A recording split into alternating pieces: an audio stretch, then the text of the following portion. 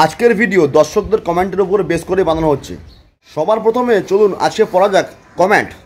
কে এই leg spin ভিডিওর জন্য কমেন্ট করেছে ভালো করে দেখুন। লেগ স্পিনের ভিডিও দিন স্যার। হ্যাঁ অবশ্যই দেবো। আজকে আপনাকে আমি লেগ স্পিন নিয়ে শেখাবো, চলুন দেখে। I always create videos based on what my viewers actually want.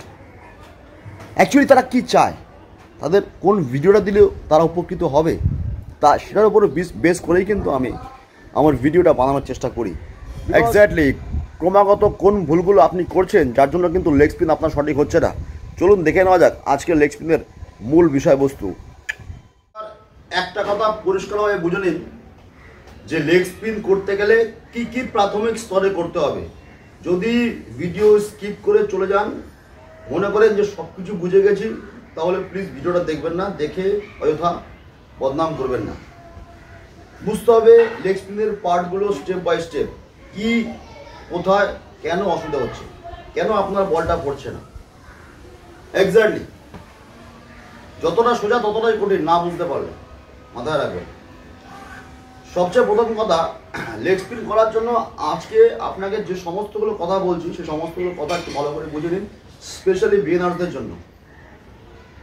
Side wise যদি আপনি রাইট হ্যান্ডার হন, লাইক শেড ওয়ান, তাই তো রাইট হ্যান্ড দিয়ে লেগ স্পিন করেন, সেক্ষেত্রে প্রতিটা কথা খুব ভেঙে ভেঙে বলছি, তার কারণ বুঝতে হয় সব কথা। রাইট হ্যান্ডার শেড ওয়ান উদাহরণ কেন দিলাম বুঝবেন, ভিডিওটা না দেখলে বুঝতে পারবেন না। ধারণা আপনাকে দিয়ে যাব ভিডিওর মাধ্যমে। এখানে এসে ক্লাবের নাম ফাটিয়ে কয়েকটা দামি দামি পোস্টার কিনে ভিডিও বানানোর মতো ইচ্ছে নেই আমার। বুঝে নিন কথাগুলো, বুঝলে ভালো, না বুঝলে আরো ভালো।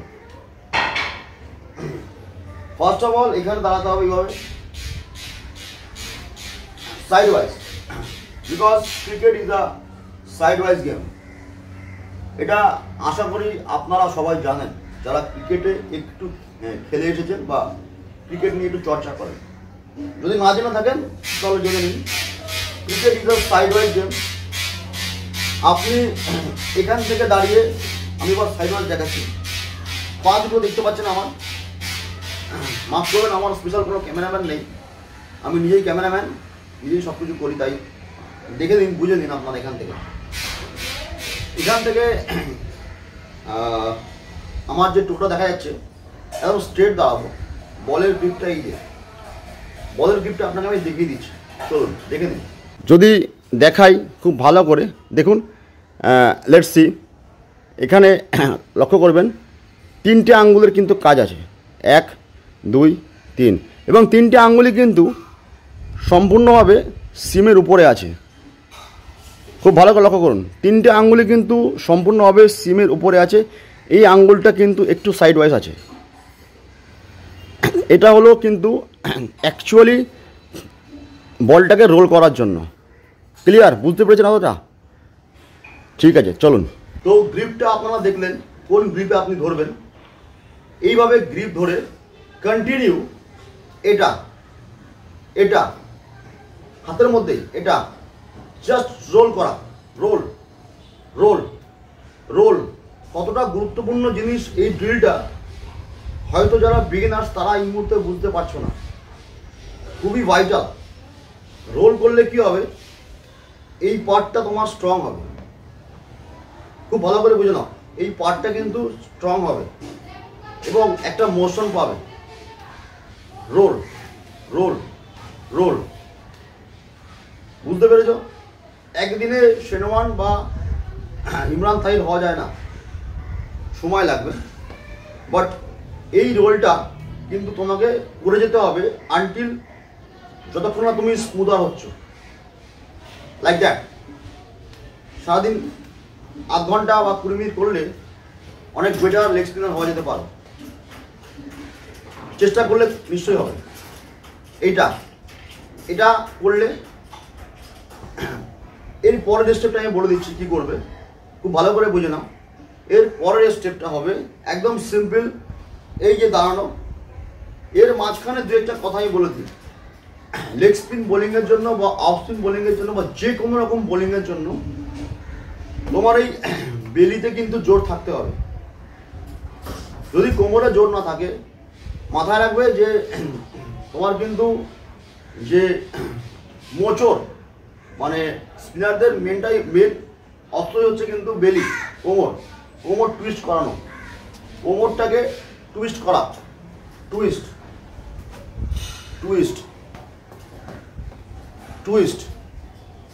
কোমরটাকে কিন্তু টুইস্ট করা,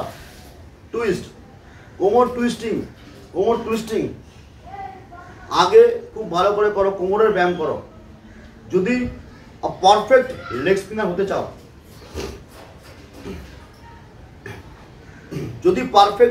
হতে চাও, তাহলে কিন্তু কোমরের ব্যায়ামটা অতি অবশ্যই গুরুত্বপূর্ণ। প্রতিটা কথা কিন্তু খুব ভাইটাল।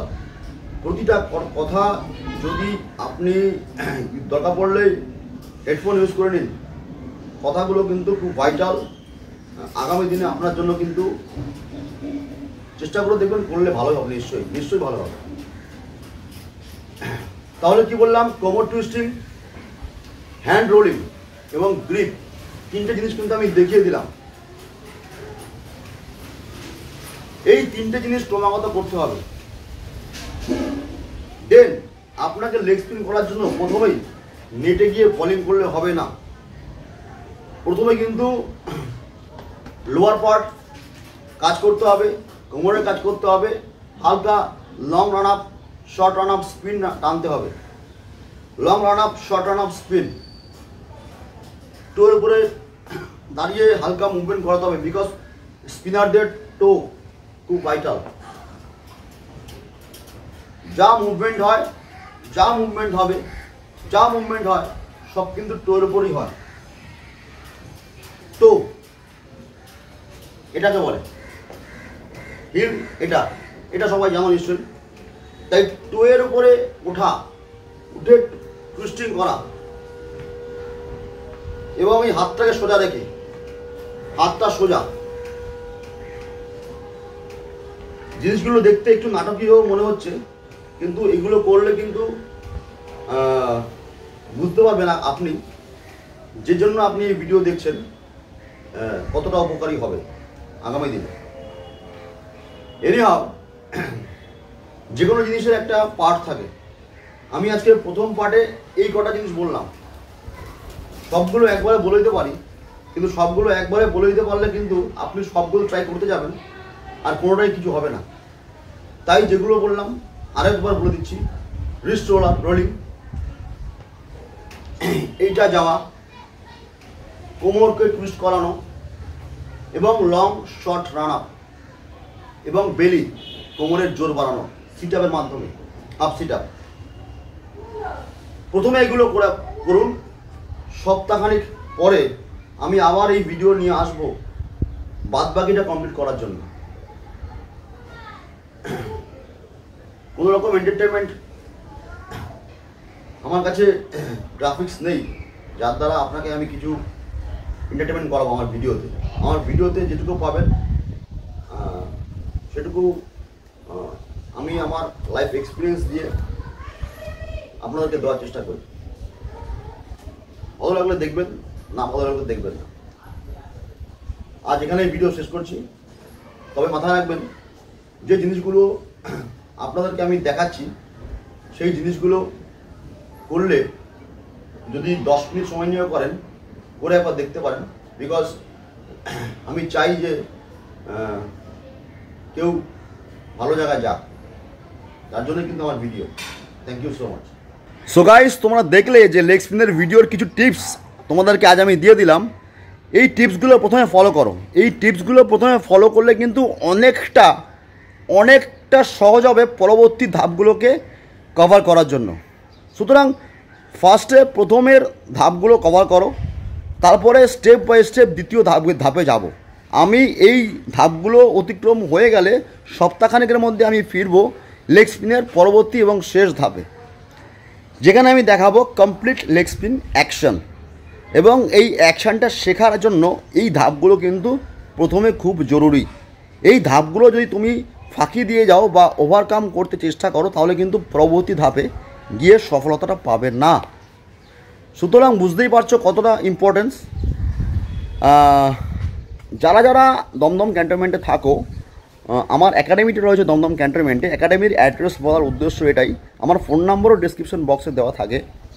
যারা একাডেমিতে এসে ক্লাস করতে চাও তারা করতে পারো। দমদম ক্যান্টনমেন্টে আমার একাডেমি, এটা কলকাতায় রয়েছে। আর অনলাইন ক্লাসও আমি করাই। এবং যারা এই অনলাইন এবং একাডেমিতে না আসতে পেরে আমার ইউটিউব চ্যানেল দেখেই ভিডিও অ্যানালাইসিস করে শিখতে চাও ক্রিকেট, তারাও কিন্তু অবলীলায় শিখতে পারো। কারণ আমার এখানে আমি যেটুকু দেখাই সেটা কিন্তু একদমই তুমি বাস্তবে ট্রাই করে দেখতে পারো, সেটা কতটা সফল হবে তোমার জন্য। আশা রাখবো তোমার কেরিয়ার কিন্তু সফল হবে এবং তোমাকে কেউ ছুঁতে পারবে না, এটা আমার চ্যালেঞ্জ। আজ এ পর্যন্তই শেষ করছি। দেখতে পারো ততক্ষণ পর্যন্ত তোমরা ইচ্ছে করলে অবশ্যই বেঙ্গল ক্রিকেট চ্যানেল, যেটা ঢপবাজি এবং ফাঁকিবাজির উপরে নির্ভর করে তৈরি নেই, শুধু এটা তৈরি আছে তাদের জন্য যারা কিন্তু পয়সার জন্য ক্রিকেটটা শিখতে পারছে না, সত্যিকারে ক্রিকেটকে ভালোবাসে কিন্তু ক্রিকেট খেলার জন্য যথেষ্ট পরিমাণে পয়সাটা নেই। বিকজ আমি আছি তাদের জন্য। Thank you so much.